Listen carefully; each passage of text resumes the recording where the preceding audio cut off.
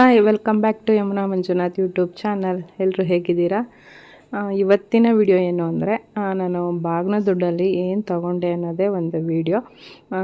ತುಂಬ ದಿವಸದಿಂದ ಅಂದರೆ ತುಂಬ ಅಂದರೆ ಒಂದು 2-3 ವರ್ಷದಿಂದ ನಾನು ತೊಗೋಬೇಕು ಅಂತ ಅನಿಸಿತ್ತು. ಬಟ್ ತೊಗೊಳಕ್ಕಾಗಿರಲಿಲ್ಲ. ನಾವೇನೇ ಒಂದು ತೊಗೋತೀವಿ ಅಂದ್ರೂ ಅದಕ್ಕೆ ಟೈಮು ಗಳಿಗೆ ಅನ್ನೋದಂತೂ ದೇವರು ಇವಾಗಲೇ ತೊಗೋಬೇಕು, ಹೀಗೆ ಇರಬೇಕು ಅಂತ ಬರೆದುಬಿಟ್ಟಿರ್ತಾನೆ ಅನಿಸುತ್ತೆ. ಹಾಗಾಗಿ ಈಗ ಅದು ಗಳಿಗೆ ಕೂಡ ಬಂದಿದೆ. ಎಲ್ಲರೂ ಕೇಳೋರು, ಇಷ್ಟೊಂದು ಬಟ್ಟೆ ಎಲ್ಲ ಇರೋ ಒಂದು ಬೀರಿನಲ್ಲಿ ಹೇಗಿಡ್ತೀಯ ಅಂತ ನಮ್ಮ ರಿಲೇಟಿವ್ಸು ಹಾಗೆ ಎಲ್ಲರೂ ಕೇಳಿರೋರು ನನ್ನ. ಬಟ್ಟೆಗಳು ತಗೊಳ್ತಾನೆ ಇರ್ತೀಯ, ಎಲ್ಲಿಡ್ತೀಯ ನೀನು, ಹೆಂಗಿಡ್ತೀಯ ನೀನು ಅಂತ ಕೇಳೋರು. ಬಟ್ ಏನು ಮಾಡೋಕ್ಕಾಗಲ್ಲ. ಸ್ವಲ್ಪ ಶೆಲ್ಫ್ ಮೇಲೆ ಚಿಕ್ಕ ಪುಟ್ಟ ಬ್ಯಾಗಲ್ಲೆಲ್ಲ ಹಾಕಿಡ್ತಾ ಇದ್ದೆ. ಈಗ ಅದಕ್ಕೆ ಏನಾದರೂ ಒಂದು ಐಡಿಯಾ ಮಾಡಲೇಬೇಕು ಅಂದ್ಬಿಟ್ಟು ಬಾಗಿನ ದುಡ್ಡು ಬೇರೆದಕ್ಕೆಲ್ಲ ಅನ್ನೆಸೆಸರಿ ವೇಸ್ಟ್ ಆಗಬಾರ್ದು ಅಂತ ಅಂದ್ಕೊಂಡು, ಹಾಗೆಯೇ ಬಟ್ಟೆ ತೊಗೋಬೇಕು ಅಂತ ಇತ್ತು. ಬೇಡ, ಬಟ್ಟೆ ಎಲ್ಲ ತೊಗೊಂಡಿದ್ದೆ ಆಲ್ಮೋಸ್ಟು ಬೇಡ ಅಂಥೇಳಿ ಒಂದು ಕಬೋರ್ಡ್ಗೆ ತೊಗೋಬೇಕು ಅಂದ್ಬಿಟ್ಟು ಡಿಸೈಡ್ ಮಾಡಿದೆ. ಫಸ್ಟು ನಾನೇ ಹೋಗಿ ಎಲ್ಲ ಕಡೆ ನಮ್ಮ ಕುಣಿಗಲಲ್ಲಿ ಸುಜನು, ಶಿವಶಕ್ತಿ ಈ ಥರ ಎಲ್ಲ ಹುಡ್ಕೊಂಡು ಬಂದೆ. ಅದು ನಮಗೆ ಜಾಗಕ್ಕೆ ಅಂದರೆ ನಮ್ಮ ಮನೆ ಚಿಕ್ಕದಿರೋದ್ರಿಂದ ನಮಗೆ ಸ್ಪೇಸ್ ಅಷ್ಟೊಂದಿಲ್ಲ ಇಡೋದಕ್ಕೆ. ಹಾಗಾಗಿ ನಮಗೆ ಎಷ್ಟು ಅನುಕೂಲ ಆಗುತ್ತೆ ಅಷ್ಟರಲ್ಲಿ ತೊಗೊಳ್ಳೇಬೇಕು ಅಂತ ಹೇಳಿಬಿಟ್ಟು ನಾನು ಸಿಂಗಲ್ ಡೋರಲ್ಲಿ ಮಾಡಿಕೊಡಿ ಅಂತ ಹೇಳಿದ್ದೆ. ಆಮೇಲೆ ಸಿಂಗಲ್ ಡೋರು ಅಷ್ಟೊಂದು ಚೆನ್ನಾಗಿ ಕಾಣಲ್ಲ ಅಂತ ಗೊತ್ತಾಯಿತು. ಆಮೇಲೆ ನೋಡ್ಕೊಂಡು ಬಂದು ಫೋಟೋ ಎಲ್ಲ ತೆಕ್ಕೊಂಡಿದ್ದೆ. ಆಮೇಲೆ ನಮ್ಮ ಮನೆಯವ್ರಿಗೆ ಹೇಳಿದೆ, ಈ ಥರ ಎಲ್ಲ ತೊಗೋಬೇಕು ಅಂತ ಅಂದ್ಕೊಂಡಿದ್ದೀನಿ, ನನಗಿದು ಬೇಕೇ ಬೇಕು, ಆಗಲ್ಲ ಬಟ್ಟೆಗಳೆಲ್ಲ ಜೋಡಿಸೋದಕ್ಕೆ ಅಂತ ಹೇಳಿದೆ. ಆಮೇಲೆ ನಮ್ಮ ಮನೆಯವರು ಸಿಂಗಲ್ ಡೋರು ಅವರು ಹೇಳಿದ್ರು ಚೆನ್ನಾಗಿ ಕಾಣಲ್ಲ ಅಷ್ಟೊಂದು ಅಂತ ಹೇಳಿದ್ರು. ಅವರೇ ಹೋಗಿ ಅಳತೆ ಎಲ್ಲ ಕೊಟ್ಬಿಟ್ಟು ಇದನ್ನು ಮಾಡಿಸ್ಕೊಂಡು ಬಂದಿದ್ದಾರೆ ಫೈನಲ್ಲಾಗಿ. ಒಳಗಡೆ ಬಿಚ್ಚ ಓಪನ್ ಮಾಡಿ ಹಂಗದೆ.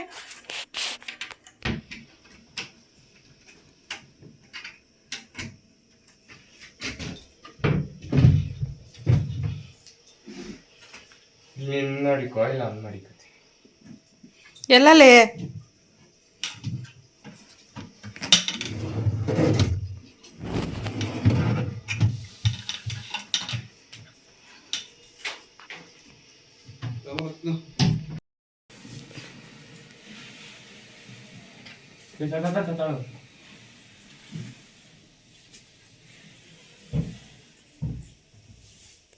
ಹಾಕದಲ್ವಾ ಅಲ್ಲಿಲ್ಲ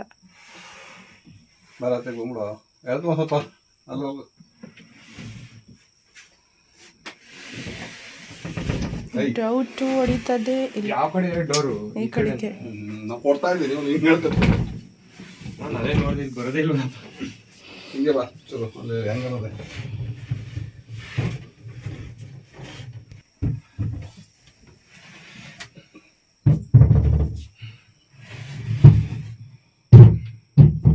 ಇಲ್ಲಿಗೆ ಅವನಿಕ್ಕು ಎಲ್ಲ ಬಟ್ಟೆ ಸೂಟ್ ಕೇಸಾ ಬೇಡ ಅಲ್ಲಿ. ಮತ್ತೆ ಇನ್ನೇಂತ ಕೀಚಲ್ಲಿ ಹಲೋ, ಇದ್ರಲ್ಲಿ ಇನ್ನೂ ಮಸ್ತಾನ ಇದಾವೆ. ಸುಮ್ಮನೆ ತೆಗಿ ಅಂತ ಭಾಳ ಇದಾವೆ. ಅವ್ರನ್ನ ತೆಗಿಬೋದಾ? ಸ್ಟ್ರೈಟ್ ಡೋರ್ ತೆಗಿದಿಲ್ಲ, ಸ್ಟ್ರೈಟ್ ನಿಂತ್ಕೊಳ್ಳೋದು.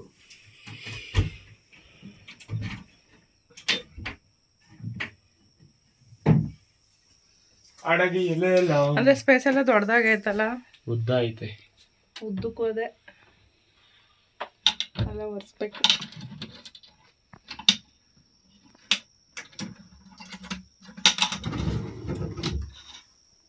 ಬೇರೇನು ಬೇಕಾಗಿರಲಿಲ್ಲ. ಬಂದ್ರೆ ಇದು ಬೇಡ ಅಂದ್ರೆ ಎತ್ತಿಡ್ಬೋದಾ? ಫೋಲ್ಡ್ ಮಾಡ್ಬೋದು. ಏನು ಪೂರ್ತಿ ಹೋಗುತ್ತೆ, ಪೂರ್ತಿ ಬರೋದು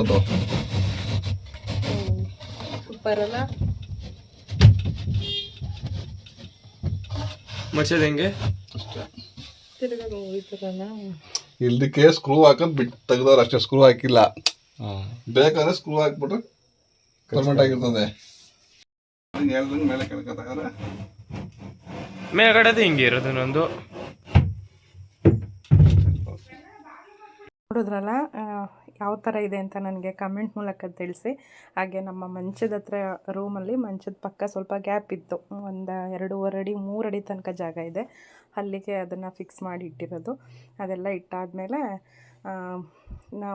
ನನ್ನ ಬಟ್ಟೆಗಳೆಲ್ಲ ಸ್ವಲ್ಪ ಸುಮಾರಾಗಿ ಈಗ ವೀಡಿಯೋಗಷ್ಟೇ ಅಷ್ಟು ಜೋಡಿಸಿದ್ದೀನಿ ಅಷ್ಟೇ, ಅಷ್ಟು ನೀಟಾಗಿ ಜೋಡಿಸಿಲ್ಲ.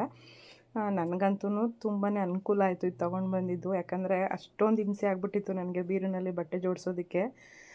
ಏನಾದರೂ ಸೀರೆಗಳೆಲ್ಲ ಒಂದ್ರ ಮೇಲೆ ಒಂದು ಇಟ್ಟು ಏನಾದರೂ ಒಂದು ಸ್ವಲ್ಪ ಆಗೋದಿಲ್ವಲ್ಲ, ಒಂದು ಸ್ವಲ್ಪ ಪ್ರೆಸ್ ಮಾಡಿ ಏನಾದರೂ ಸ್ವಲ್ಪ ತಡೆದ್ರೆ ಸೀರೆಗಳು ಹಾಗಾಗಿ ಫೋಲ್ಡಿಂಗ್ ಆಗಿಬಿಟ್ಟಿರೋದು.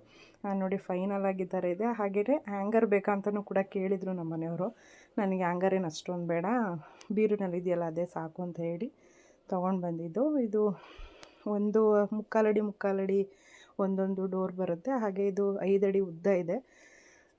ಏನು ಅನ್ನಿಸ್ತು ಅಂತ ಕಮೆಂಟ್ ಮೂಲಕ ತಿಳಿಸಿ. ಹಾಗೆ ಏನಿಲ್ಲ, ತಿಂಡಿಗೆ ಪಾಲಕ್ ಪಲಾವ್ ಮಾಡ್ಕೊಳ್ಳೋಣ ಅಂತ ಹೇಳಿ ಪಾಲಕ್ ಸೊಪ್ಪು ತೊಗೊಂಡು ಬಂದಿದ್ದೆ. ಅದನ್ನು ನೀಟಾಗಿ ವಾಶ್ ಮಾಡಿಬಿಟ್ಟು ಬಿಸಿ ಮಾಡಬೇಕಂದ್ರೆ ಬರೀ ನೀರಲ್ಲೇ ಸ್ವಲ್ಪ ಎಣ್ಣೆ ಸ್ವಲ್ಪ ಬೇಯಿಸಬೇಕು. ಸ್ವಲ್ಪ ಜಾಸ್ತಿನೇ ಹಾಕ್ತಾಯಿದ್ದೀನಿ. ಮಾಡಿಕೊಂಡು ಇದೆಲ್ಲ ಹಾಕಿದ್ಮೇಲೆ ಸಾಸಿವೆ ಸ್ವಲ್ಪ ಹಾಕ್ತೀವಲ್ಲ, ಸಾಸಿವೆ ಎಲ್ಲ ಸಿಡಿದ ನಂತರ ಈರುಳ್ಳಿ ಟೊಮೆಟೊ ತರಕಾರಿ ಹೀಗೆಲ್ಲ ಹಾಕ್ಕೊಂಡು ಸ್ವಲ್ಪ ಚಕ್ಕೆ ಲವಂಗ ಶುಂಠಿ ಬೆಳ್ಳುಳ್ಳಿ ಪೇಸ್ಟು ಇಷ್ಟನ್ನು ಹಾಕ್ಕೋಬೇಕು. ತರಕಾರಿಗಳೆಲ್ಲ ಹಾಕ್ಕೊಂಡು ಅದು ಸ್ವಲ್ಪ ಅರ್ಧಂಬರ್ಧ ಬೆಂದ ನಂತರ ಉಪ್ಪು ಹಾಗೆಯೇ ನಾವು ರುಬ್ಬಿಟ್ಕೊಂಡಿರೋಂಥ ಮಸಾಲೆ ಇಷ್ಟನ್ನು ಆ್ಯಡ್ ಮಾಡ್ಕೋಬೇಕು. ಇದೆಲ್ಲ ಮಾಡ್ಕೊಂಡಾದ್ಮೇಲೆ ರುಚಿಗೆ ತಕ್ಕಷ್ಟು ಉಪ್ಪು, ಹಾಗೆಯೇ ಪಾಲಕ್ ಸೊಪ್ಪು ಏನು ರುಬ್ಬಿರ್ತೀವಿ ಗ್ರೈಂಡ್ರ್ ಮಾಡಿರ್ತೀವಿ ಅದು ಕೂಡ ಹಾಕ್ಕೋಬೇಕು. ಇದು ಪಾಲಕ್ ಸೊಪ್ಪು ತುಂಬಾ ಒಳ್ಳೆಯದು. ಅದಕ್ಕೋಸ್ಕರ ಸೊಪ್ಪಲ್ಲಿ ಅಷ್ಟೊಂದು ಜಾಸ್ತಿ ತಿನ್ನಲ್ಲ ನನ್ನ ಮಗ, ಅವನಿಗೋಸ್ಕರ ಅಂತಲೇ ಇದನ್ನು ಪಾಲಕ್ ಸೊಪ್ಪಿನ ಮಾಡಿದ್ದು. ಎಲ್ಲದರಲ್ಲೂ ಹಾಯ್ತಾ ಇರ್ತಾನೆ ಅವನು, ಬೇಡ ಅದು ಬೇಡ ಇದು ಬೇಡ ಅಂಥೇಳಿ. ಅದಕ್ಕೆ ಪಾಲಕ್ಕು ಈಗಾದರೂ ದೇಹದೊಳಗೆ ಹೋಗಲಿ ಅಂದ್ಬಿಟ್ಟು ಮಾಡಿದ್ದೀನಿ. ಫೈನಲಾಗಿ ಎಲ್ಲ ಆಯಿತು. ನಮಗೆ ನಮ್ಮ ಮನೆಗೆ ಎಷ್ಟು ಬೇಕು ಅಕ್ಕಿನ ಅಷ್ಟು ಹಾಕ್ಕೊಂಡು ನೀರು ಹಾಕ್ಕೊಂಡು ಅದನ್ನು ರೆಡಿ ಮಾಡ್ಕೊಳ್ತಾ ಇದ್ದೀನಿ.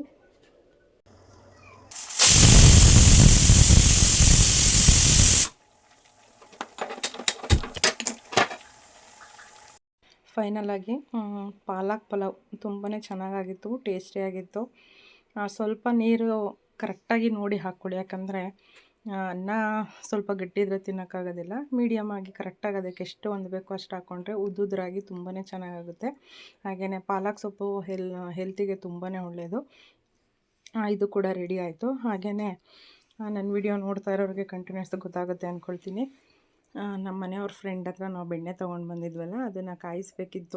ಇದು ಒಂದು ಕೆಲಸ ಇತ್ತು, ಯಾಕಂದರೆ ನಾನು ಬೆಣ್ಣೆನ ಯಾವತ್ತೂ ಇಷ್ಟೊಂದು ಕಾಯಿಸಿರಲಿಲ್ಲ. 1 kg ಅಷ್ಟೇ ನಾನು ಕಾಯಿಸ್ತಾ ಇದ್ದಿದ್ದು.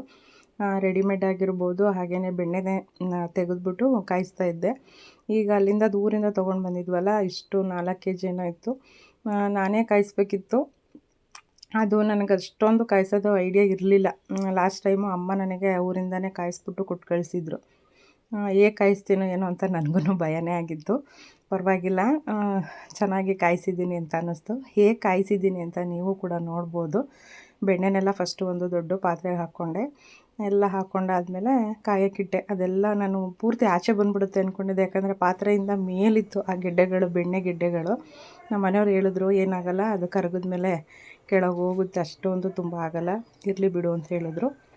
ಹಾಗೆಯೇ ಇಟ್ಟೆ ನಾನು. ಅಮ್ಮ ಕಾಯಿಸೋದನ್ನು ನೋಡ್ಕೊಂಡಿದ್ದೆ, ಒಂದು 2-3 ಸಲ ನೋಡ್ಕೊಂಡಿದ್ದೆ. ಹಾಗೆ ನಾನು ಕಾಯಿಸೋದು ಸ್ವಲ್ಪನೇ ಅಲ್ವಾ, ನೋಡೋಣ ಅದಕ್ಕೆಲ್ಲ ಇನ್ನೊಂದು ಸ್ವಲ್ಪ ಏನೆಲ್ಲ ಒಂದು 3 kg ಇನ್ನೊಂದು ಸ್ವಲ್ಪ ಜಾಸ್ತಿ ಹಾಕ್ಕೋಬೇಕು ಅನ್ನಿಸ್ತು ಎಲ್ಲ ಐಟಮ್ಸು. ಹಾಗಾಗಿ ಎಲ್ಲ ಹಾಕ್ಕೊಂಡು ಕಾಯಿಸ್ಕೊಳ್ಳೋಣ ಅಂತ ರೆಡಿ ಮಾಡಿಕೊಂಡೆ. ಆದರೂ ಸ್ವಲ್ಪ ಭಯ ಇತ್ತು, ತುಪ್ಪ ಬೇಗ ಸೀದ್ಬಿಡುತ್ತೆ, ಇಲ್ಲಾಂದರೆ ಉಪ್ಪು ಬಿಡುತ್ತೆ. ನೋಡ್ಕೊಳ್ತಾನೆ ಇರಬೇಕು ಅಂತಲೇ ಹೇಳೋರು ಯಾವಾಗಲೂ ನಮ್ಮ ಚಿಕ್ಕಮ್ಮ ಮತ್ತು ನಮ್ಮಮ್ಮ ಇಬ್ಬರು ಹೇಳೋರು. ಹಾಗೆಯೇ ಅದೆಲ್ಲ ಕರಗ್ತಾಯಿತ್ತು. ಕರಗಿದಾಗ ನಾನು ವೀಳ್ಯದೆಲೆ, ಏಲಕ್ಕಿ, ಚಕ್ಕೆ ಮತ್ತು ಲವಂಗನೂ ಒಂದು 4 ಮೆಣಸು ಕೂಡ ಹಾಕಿದ್ದೆ. ಸ್ವಲ್ಪ ಉಪ್ಪು, ಅರಿಶಿನ ಇಷ್ಟನ್ನು ಹಾಕಿ, ಅಂದರೆ ತುಂಬ ಹೊತ್ತು ಟೈಮ್ ಹಿಡಿಯುತ್ತೆ ತುಪ್ಪ ಕಾಯಿಸೋದು ಅಂದರೆ, ಸುಮ್ಮನೆ ಅಲ್ಲ. ಎಣ್ಣೆ ಕಾಯಿಸ್ಬಿಡ್ಬೋದು, ತುಪ್ಪ ಕಾಯಿಸೋದಿದೆಯಲ್ಲ, ಎಣ್ಣೆ ಅಂದರೆ ಗಾಣದಲ್ಲಿ ತೆಗೆದು ಅದು ತುಂಬಾ ಕೆಲಸ ಹಿಡಿಯುತ್ತೆ. ಆ ಥರ ಅಲ್ಲ, ಸುಮ್ಮನೆ ಒಲೆ ಮೇಲಿಟ್ಟು ತಲೆಗೆ ಹಚ್ಕೊಳ್ಳೋ ಕಾಯಿಸ್ಕೊತೀವಲ್ಲ, ಆ ಥರ ಅಲ್ಲ.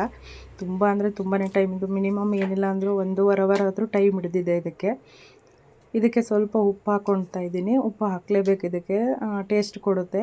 ಹಾಗೆಯೇ ಸ್ವಲ್ಪ ಅರಿಶಿನನೂ ಹಾಕಿದೆ, ಬೆಳ್ಳುಳ್ಳಿನೂ ಹಾಕ್ಕೊಂಡೆ. ಹಾಗೆಯೇ ಮೆಂತ್ಯನ ಸ್ವಲ್ಪ ಕಮ್ಮಾಗಿ ಹುರಿಬೇಕು, ಅದು ಹುರಿದ್ಬಿಟ್ಟು ಸ್ವಲ್ಪ ಮಿಕ್ಸಿ ಮಾಡಿ ಇಟ್ಕೊಂಡಿದ್ದೆ. ಅದನ್ನು ಸ್ವಲ್ಪ ಹಾಕಿದ್ರೆ ಅದಂತೂ ತುಂಬಾ ಟೇಸ್ಟ್ ಕೊಡುತ್ತೆ ಅಂತ ಹೇಳ್ಬೋದು. ಅದನ್ನು ಲಾಸ್ಟಿಗೆ ಹಾಕೋಣ, ಯಾಕಂದರೆ ತಳದಲ್ಲಿ ಸ್ವಲ್ಪ ಕಚ್ಕೊಂಬಿಡುತ್ತೆ. ಲಾಸ್ಟು ಅಂದರೆ ಒಂದು ಅರ್ಧ ಗಂಟೆ ಆದಮೇಲೆ ಹಾಕ್ತೇನೆ ನಾನು ಅದನ್ನು, ಯಾಕಂದರೆ ತಳದಲ್ಲಿ ಅದು ಕಚ್ಕೊಂಬಿಡುತ್ತೆ. ತಿರುತ್ತಾನೇ ಇರಬೇಕು, ಇಲ್ಲಾಂದರೆ ತಳ ಕಚ್ಕೊಂಡು ಸೀದೋಗೋ ಚಾನ್ಸಸ್ ಇರುತ್ತೆ ಅಂತ ಹೇಳಿದರು. ತುಪ್ಪ ಅಂತೂ ತುಂಬಾ ಚೆನ್ನಾಗಿ ಕಾಯಿಸಿದ್ದೆ, ಮತ್ತು ಟೇಸ್ಟು ಅಷ್ಟೇ ತುಂಬಾ ಚೆನ್ನಾಗಾಗಿತ್ತು. ಈಗ ನಾನು ಮೆಂತ್ಯ ಏನು ಹುರಿದ್ಬಿಟ್ಟು ಪುಡಿ ಮಾಡಿದ್ದೆ ಅದನ್ನು ಹಾಕ್ಕೊಂಡೆ.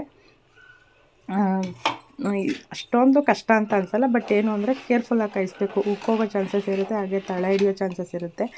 ಹಾಗೆ ಇಲ್ಲಿ ನಮ್ಮ ಪಕ್ಕದ ಮನೆಗೆ ನೈಬರ್ ಗೀತಾ ಆಂಟಿ ಅಂತಿದ್ದಾರೆ, ಅವ್ರನ್ನ ಕರೆದು ಕೇಳಿದೆ, ನಾನು ಯಾವತ್ತೂ ಇಷ್ಟು ಕಾಯಿಸಿಲ್ಲ, ಹೇಗೆ ಕಾಯಿಸೋದು ಅಂಥೇಳಿ. ಆಂಟಿ ಹೇಳಿದ್ರು, ಅದು ಉಕ್ಕಲ್ಲ, ಅದು ಕುದಿಯೋಲ್ಲ ಕ್ಲೀನಾಗೆಲ್ಲ. ತುಪ್ಪ ಎಲ್ಲ ಕಾದಾದಮೇಲೆ ಈ ಥರ ಕುದಿಯುತ್ತಲ್ಲ, ಆ ಥರ ಕುದಿಯಲ್ಲ, ಅದು ಹಾಗೇ ಇರುತ್ತೆ ನೋಡಿ ಅಂತ ಹೇಳಿದರು. ಅದೇ ಥರನೇ ಆಯಿತು, ತುಂಬ ನೀಟಾಗಿ ಚೆನ್ನಾಗಿ ಕಾಯಿಸಿದ್ದೆ ನಾನು. ನೀಟಾಗೆಲ್ಲ ಕಾದಾದಮೇಲೆ ಇವಾಗ ಒಂದು ಬಾಕ್ಸಿಗೆ ಸೋಸ್ಬಿಟ್ಟು ಹಾಕ್ಬಿಡೋಣ ಅಂದ್ಬಿಟ್ಟು ಹಾಕ್ತಾಯಿದ್ದೀವಿ. ಅದು ಸ್ಮೆಲ್ ಅಂತೂ ಹೆಂಗಿತ್ತು ಅಂದರೆ ನಿಜವಾಗ್ಲೂ ತುಂಬ ಚೆನ್ನಾಗಿತ್ತು. ಆಲ್ರೆಡಿ ಫೈನಲ್ ಆಗಿ ತುಪ್ಪ ನೋಡಿ ಈ ಥರ ಮರಳಾಗಿತ್ತು. ಈ ಥರ ಮೇಲೆ ಕೆನೆ ಕಟ್ಟಬೇಕಂತೆ ತುಪ್ಪ, ಆವಾಗ ತುಂಬ ಚೆನ್ನಾಗಿರುತ್ತೆ ಅಂತ ಹೇಳ್ತಾರೆ.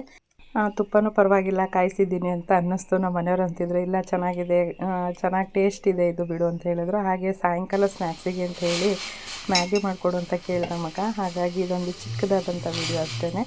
ಸ್ವಲ್ಪ ತರಕಾರಿಗಳನ್ನ ಬೇಯಿಸ್ಕೊಂಡು ಸೈಡಲ್ಲಿ ಸ್ವಲ್ಪ ಒಗ್ಗರಣೆ ಹಾಕ್ಕೋಬೇಕು. ಅದಕ್ಕೇ ನಾನು ಮ್ಯಾಗಿನೂ ಹಾಕ್ಬಿಡ್ತಾಯಿದ್ದೀನಿ.